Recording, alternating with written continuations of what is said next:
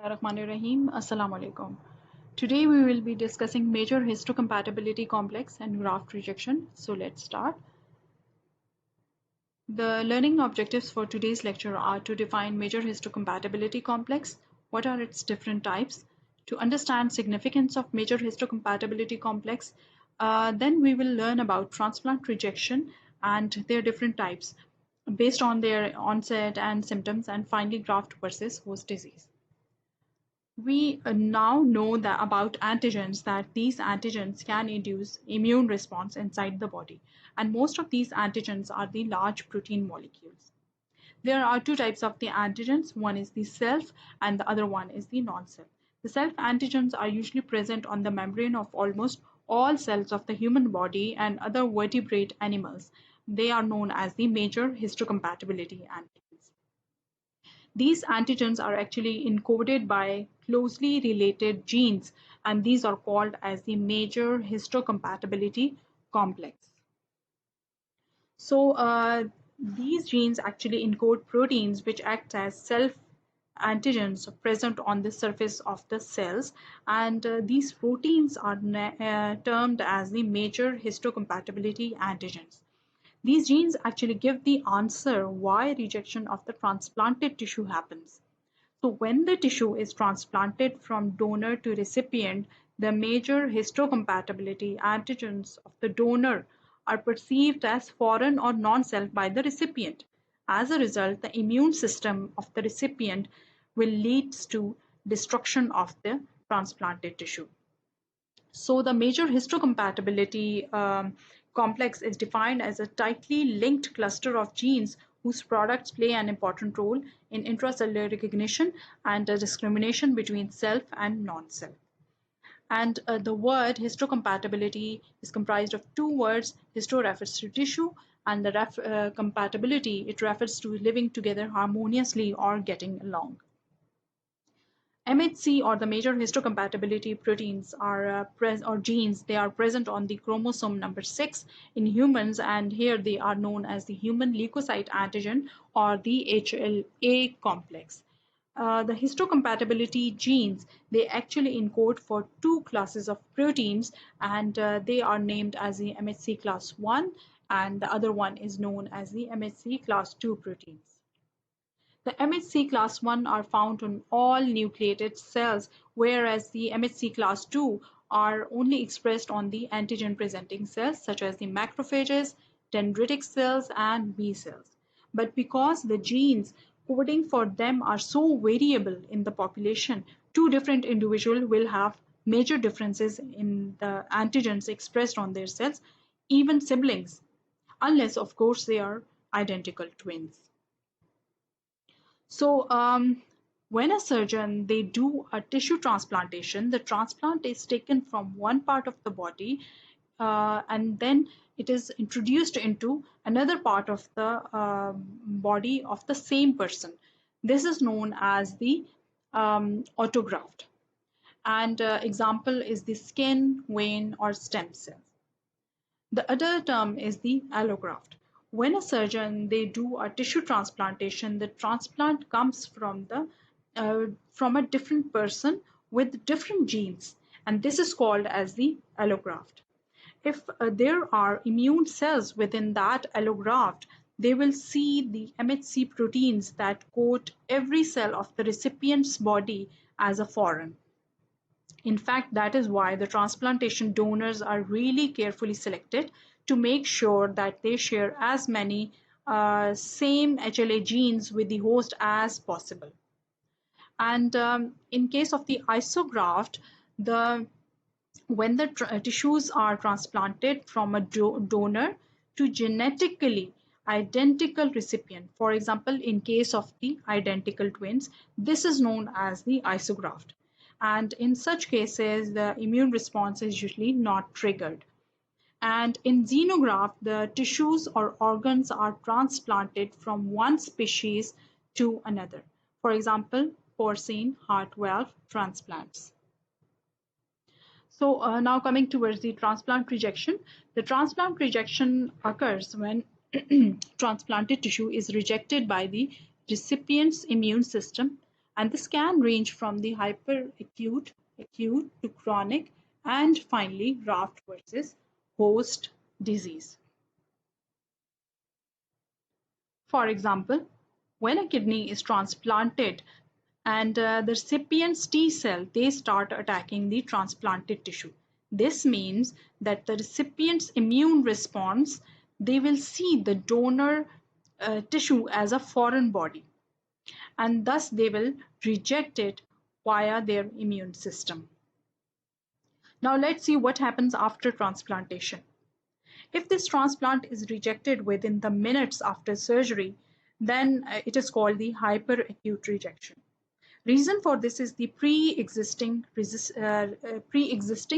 recipient antibodies that activate the complement system in response to donor antigen. And this makes up it as a type 2 hypersensitivity reaction. And example is this process usually occur in the vessel thrombosis. Now this is the mnemonic for memorizing the hyperacute rejection. Hyper children eat Tic Tacs. So the hyper goes for fast, the process which occurs within the minutes. Tic Tac, it looks like antibody light chain. So here you can see these are the Tic Tac candies, which look just like the light chain molecules of antibodies. So the T of the Tic stands for the thrombosis, and the Tic Tac, both T's, they stand for the type 2.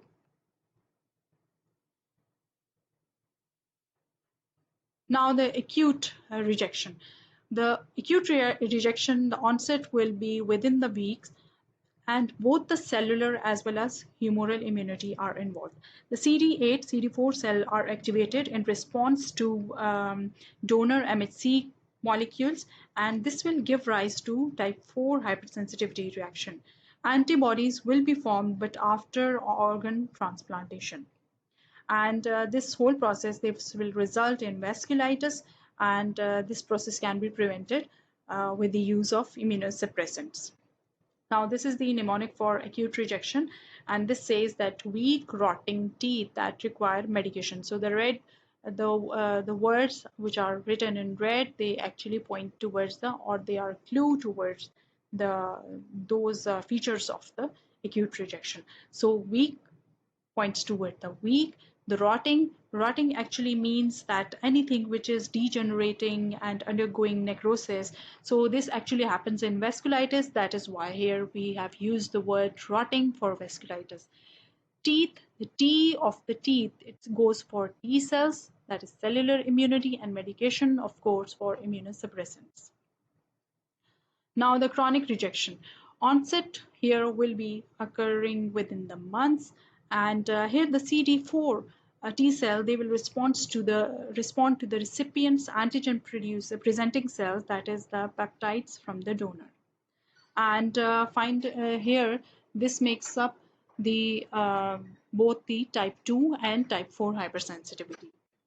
So in this case, the findings are kidney injury, nephropathy, accelerated arteriosclerosis, vanishing bile duct syndrome, interstitial fibrosis, T cell mediated cytokine production, bronchiolitis. Here it is denoted by the yucky lung. And this is the mnemonic for chronic rejection. So they say months later, they have 24 cavities. So months obviously stand for the months, 24, 2, 4, so 2 stand for the type 2 and 4 for the type 4 hypersensitivity reaction. Of cavities, the K stands for kidney injury, that is nephropathy, A for accelerated arteriosclerosis, V for vanishing bile duct syndrome, I for interstitial fibrosis, T for T cell mediated cytokine production, and Y for bronchiolitis, which is here denoted by the yucky lung. So far, now we have discussed the rejection of transplanted organ. Now, let's see when the recipient, it receives the transplanted tissue, the T cell in the transplanted organ, they activated and they will start attack the recipient's body tissues. So the T cell in the donor's tissue, they will perceive the recipient's body as a foreign, and thus they will start damaging it. This is termed as the graft versus host disease. In graft versus host disease, there are three key elements. First, the graft must contain immune cells. This is usually the case in hematopoietic stem cells that can give rise to all type of the blood cells, including immune cells. Typically, the hematopoietic stem cell transplantation are needed by individuals whose own bone marrow does not function properly. For example, those are suffering for example, those suffering from leukemia. Now, the second element is the host immune system that must be suppressed so that it does not destroy the grafted immune cells, giving the grafted immune cells enough time to mount an attack. And the final element is that the host must be immunologically different from the donor. In other words, the host histocompatibility antigens, mainly the HLA antigen, they must appear as foreign to the grafted immune cells.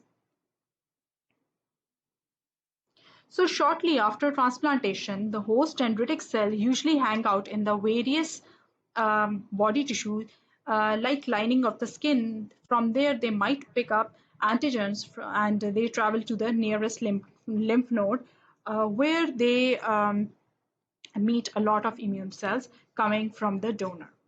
So that is where they meet with the helper T cells and present those antigens upon their MHC class 2 molecules. If the donor helper T cell recognizes these antigens as foreign, they will differentiate into type 1 helper T cells or Th1 cells. The Th1 helper cells will then start releasing the cytokines interleukin 2 and interferon gamma, which help both them and the other cell in the area to proliferate. At the same time, these cytokines, they will induce the expression of more MHC class 2 molecule on the surface of the host cells, which makes it easier for the donor's helper T cells and the host's antigen presenting cells to interact with each other. Interferon gamma, it also activates the phagocytes like macrophages, which releases pro-inflammatory cytokines such as tumor necrosis factor, IL-1 and IL-6. And these will recruit more immune cells to the area. Activated macrophages also secrete lysosomal enzymes and which directly damage the tissue. In addition to helper T cells, there are also grafted cytotoxic T cells that are circulating in the area. So these cytotoxic T cells, they recognize antigens presented upon MHC class 1 molecules, which are present on surface of the all nucleated cells in the host body. As before, as if these antigens they are seen as foreign, the cytotoxic T cell they will get activated and will start secreting perforins and GRAN enzymes. So these perforins they will perforate the target by forming pores, and then these pores will allow the GRAN enzymes to enter the cells. Once inside, these GRAN enzymes induces apoptosis. Apoptosis is also induced by the interaction between the Fas molecules, which are expressed on the surface of the target cell, and a protein that is Fas ligand, which is expressed on the surface of the cytotoxic T cells. This interaction between Fas and Fas ligand, this will trigger a cascade of signaling events inside the target cells and eventually causing its apoptosis. So overall, combined action of the helper and the cytotoxic T cells, they result in extensive injury of one or more tissues throughout the body. Now let's see what the mechanism lies behind the graft versus host disease. So In graft versus host disease, the immunocompetent T cells are transplanted into immunocompromised host. So the host cannot reject the graft due to its decreased immunity. But the graft T cells, they will perceive the recipient's tissue as a foreign body and they will start reacting against it. So this whole scenario, this will lead to activation of the CD4 and CD8 T cell, which will ultimately cause inflammation and thus killing of the host cells.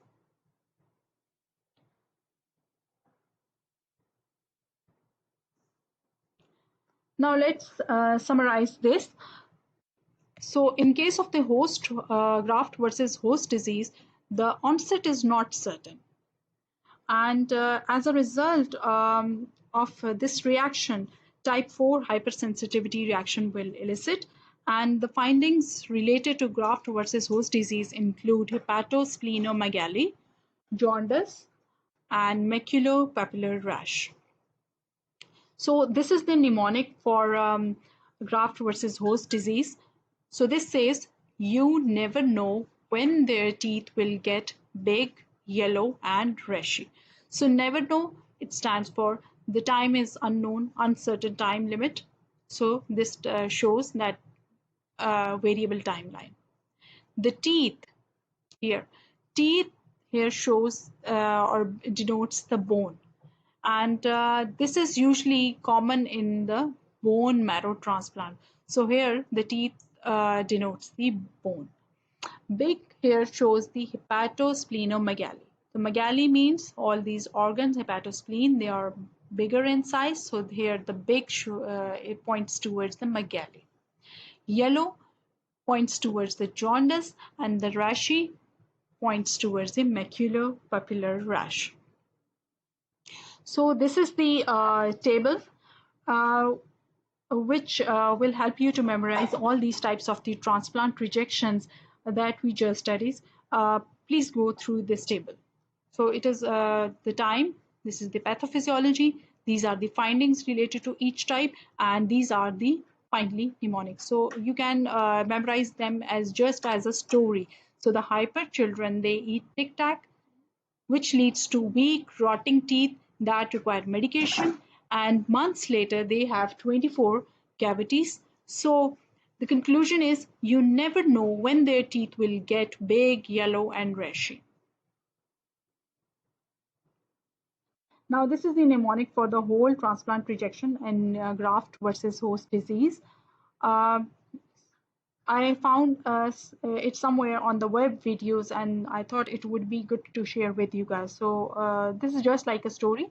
So hyper children eat Tic Tacs. This lead to weak rotting teeth that require medication. So months later, they have 24 cavities, and you never know when their teeth will get big, yellow, and rashy. So that is all for today's transplant related story. I hope you have got the main idea. If you still have any type of query, please do let me know. Thank you very much.